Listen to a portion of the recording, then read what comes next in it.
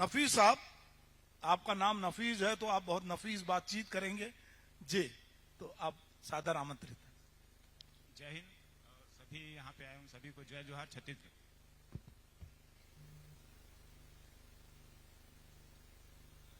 कोरबा विधानसभा में ये कार्यक्रम हो रहा है, इसीलिए मैं चाहूंगा कि मैं अपने विधानसभा पर ही बात करूंगा।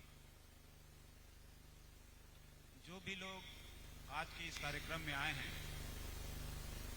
वो कहीं न कहीं किसी न किसी पार्टी से ताल्लुक रखते हैं, चाहे वो समर्थक हो, मतदाता हो, कहीं न कहीं हर व्यक्ति जो है राजनीति से जुड़ा हुआ है। और कोरबा विधानसभा, कोरबा जिला की सबसे बड़ी पहचान जो हमारी है ये हसदेव नदी है। हसदेव नदी के गोद में ही हमारा ये कोरबा बसा हुआ है। तो इससे पहले जो पैनल बैठे हुए थे हमारे पत्रकार भाई शुक्ला जी थे, मैं उन्हीं को बात को आगे बढ़ाते हुए अपनी बात को शुरू करूंगा कि कोरबा विधानसभा में अभी पिछले 8-10 सालों से जो प्रदूषण का जो स्तर बढ़ा है उसका कारण क्या है। हमारे पास चुनाव में बहुत बड़े बड़े मुद्दे होते हैं, हमारे पास सड़क होता है, स्कूल होता है, चिकित्सा होता है और भी मुद्दे हैं, लेकिन कभी भी हमारे चुनाव में जो है पर्यावरण कोई मुद्दा नहीं बन पाता है। और चूंकि मैं पेशे से वकील हूं, वकालत करता हूं और बालको में रहता हूं और जिला मुख्यालय में प्रतिदिन आना जाना करता हूं। बहुत से हमारे साथी पैनल में बैठे भी साथी हैं, दूसरे राजनीतिक दल से भी जुड़े हुए हैं, वो भी हैं, नेता प्रतिपक्ष भी हैं और नवीन भाई भी हैं जिनका पोस्टर जैसे बताया कि वॉल पेंटिंग अभी उनके नाम से चल रहा है, वो भी बैठे हुए हैं। हर आदमी हमारे कोरबा में राखड़ प्रदूषण से जूझ रहा है, कोई भी आदमी है। तो ये राखड़ प्रदूषण हमारे क्षेत्र में ये आज का और कल का नहीं है दोस्तों। हमारे छत्तीसगढ़ बनने के बाद 2000 के बाद में जो छत्तीसगढ़ बना, छत्तीसगढ़ बनने के बाद में कोरबा का विकास जिस हिसाब से बढ़ा है वो सबसे ज्यादा प्रदूषण में बढ़ा है। जिला मुख्यालय यहां से लगभग 3 से 4 किलोमीटर में होगा और जिला मुख्यालय से 3 किलोमीटर के दायरे में आप कहीं भी चले जाइए, चाहे आप उर्गा रोड की तरफ जाएंगे तो आप उर्गा से आते हुए आपको जो कभी जो है कोयला खदान का बड़ा सा गड्ढा दिखता, तालाब दिखता था जिसमें पानी भरा हुआ था जो कहीं ना कहीं हमारे जल स्तर को भी संतुलित करके रखा था। आज वो गड्ढा जो है गड्ढा भरा के एक पहाड़ का रूप ले चुका है। जैसे ही आप कोरबा में अंदर में घुसेंगे तो सबसे पहले हमारा स्वागत जो है राखड़ का पहाड़ करता है। आप दूसरी तरफ से चले आएंगे, कोरकोमा से आए, चाहे आप रजगा मार्ग की तरफ से आए, बालको से आए, उपनगर दर्री क्षेत्र से आए, कुसमुंडा से आए, आप कहीं भी आएंगे, किसी भी क्षेत्र से अगर कोरबा मुख्यालय आते हैं तो सबसे पहले आपको इस राखड़ से आपको सामना होना पड़ता है।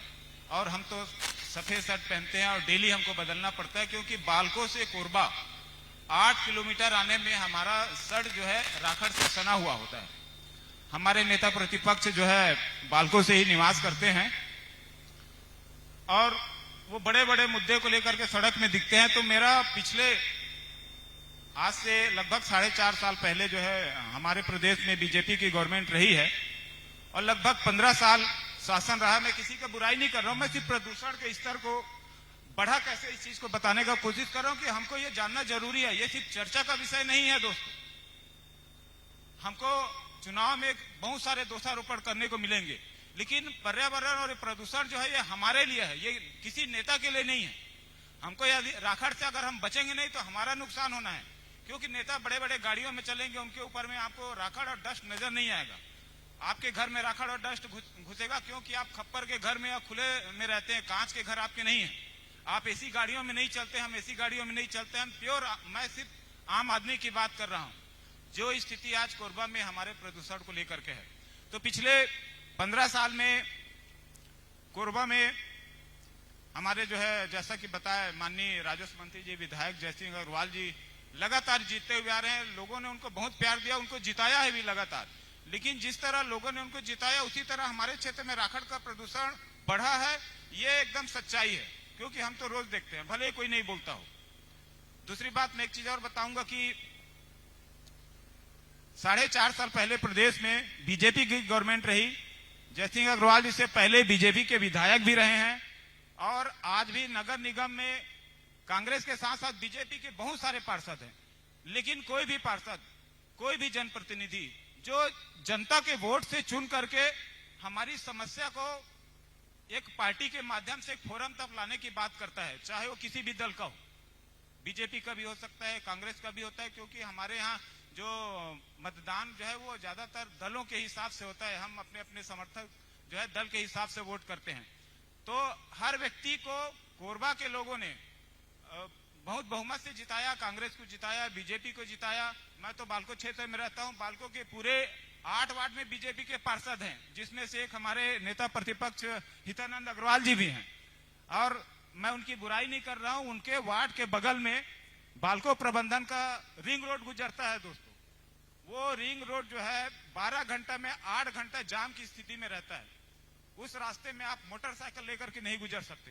राखड़ जो परिवहन जो हो रहा है, राखड़ बालको बांध से जो राखड़ लेकर के निकलते हैं, जैसा कि इससे पहले भी बता चुके हैं कि वो राखड़ हमारे यहाँ, जैसा कि बता रहे हैं कि लगभग कोयला हमारे यहाँ प्रतिदिन करोड़ों टन, लाखों टन यहाँ कोयला जलता है और करोड़ों टन राखड़ जो है उत्सर्जित होकर के बाहर डंप हो रहा है। क्योंकि कहीं बांध बनाने के लिए हमको तो कहीं नया जमीन देने के लिए ऐसा पर्यावरण विभाग का है कि आप कहीं बांध नहीं बना सकते, इसको यूटिलाइजेशन करना पड़ा होगा राखड़ को। अगर बोर हो रहे होंगे तो ये आपके लिए सबसे बड़ी समस्या है, इसमें बोर होने का है, कोई बड़ी बड़ी बात नहीं है। लेकिन पर्यावरण पे अगर आप बात नहीं करेंगे तो हमारी आने वाली पीढ़ी जो है सबका सत्यानाश होगा, क्योंकि ये धीमा जहर है राखड़। तो मुद्दे में आता हूं कि हमारे यहाँ हर राजनीतिक दल, बीजेपी हो, कांग्रेस हो, सब ने, कोरबा के लोगों ने सबको जिताया है। और चाहे पार्षद जीते हैं, कहीं ना कहीं से एक प्रतिनिधि बनता है, एक मतदाता वोट करता है अपने क्षेत्र की समस्या को लेकर के कि वो मेरे क्षेत्र की समस्या, इस हिसाब से वो चुनाव करता है प्रतिनिधि का। वो एक पंच भी हो सकता है, पार्षद भी हो सकता है, विधायक भी हो सकता है, सांसद भी हो सकता है। अभी के परिवेश में अगर हम देखेंगे तो प्रदेश में कांग्रेस की सरकार है, कोरबा लोकसभा में कांग्रेस के सांसद हैं, कोरबा विधानसभा में कांग्रेस के विधायक हैं और कोरबा नगर निगम में कांग्रेस के ही हैं। पार्षद बटे बटे हो सकते हैं, अलग अलग दल के हो सकते हैं, लेकिन कोई भी दल राखड़ प्रदूषण को लेकर के गंभीर नहीं है, जिसका खामियाजा हमको आगे भविष्य में भोगना पड़ सकता है। पूरे सड़कों पर अवैध रूप से जो राखड़ ट्रांसपोर्टिंग करने वाले जो भारी वाहन होते हैं, आप अपनी बाइक को, मोटरसाइकिल से सड़क से किनारे कहीं भी खड़ा कर देंगे तो आपको परिवहन विभाग, यातायात विभाग जो है आपके ऊपर चालान करता है। लेकिन हम तो रोज देखते हैं कि भारी वाहन जिसमें ओवरलोड राखड़ लोडेड होता है, वो गाड़ी सड़क में जाम रहता है। 8-8 घंटा सड़क जाम देखे हैं, जहां से एक मोटरसाइकिल गुजरना मुश्किल होता है। और इसके वजह से कई लोग जो है दुर्घटना का शिकार हो चुके हैं। तो हसदेव नदी के जो हमारा जो पहचान है, कोरबा का पहचान, हम हसदेव नदी के गोद में बसे हुए हैं। तो इसका पहचान पहले ऊर्जाधानी था, बालको क्षेत्र सबसे ठंडा प्रदेश माना जाता था। अभी भी आप कभी कोरबा से जब बालको जाएंगे तो ITI से जैसे ही आगे बढ़ेंगे तो आपको मौसम ठंडा होता है। लेकिन अभी के समय में गर्मी के दिनों में आपको राखड़ का वर्षा होगा। सुबह जब आप घर से बाहर निकलेंगे तो आपके बाइक में, कार के ऊपर में हमेशा जो है राखड़ का एक परत बिछा होता है। तो मुद्दा हमारा, हर चुनाव में कोई मुद्दा होता है। तो मैं इस मंच के माध्यम से कोरबा विधानसभा के सारे आवाम को, सारे मतदाता को, सारे नागरिकों को और सारे नेताओं को यही कहना चाहूंगा कि इस बार अपने चुनाव में मुद्दा राखड़ प्रदूषण और स्वच्छ पर्यावरण को रखें। जय हिंद। Thank you.